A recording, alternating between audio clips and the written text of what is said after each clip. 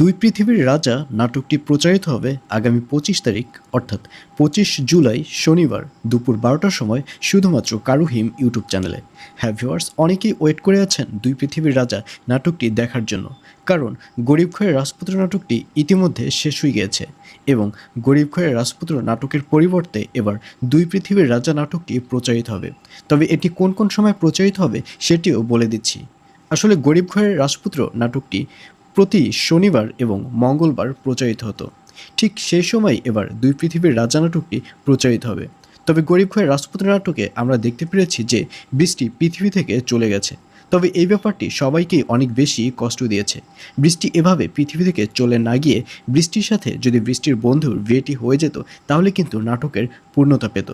তো ভিউয়ার্স, দুই পৃথিবীর রাজা নাটকটি দেখার জন্য কারা কারা ওয়েট করছেন অবশ্যই কমেন্টে লিখে পাঠান। আজকের ভিডিও এ পর্যন্তই। সবাই ভালো থাকুন, সুস্থ থাকুন, stay tune and see you soon.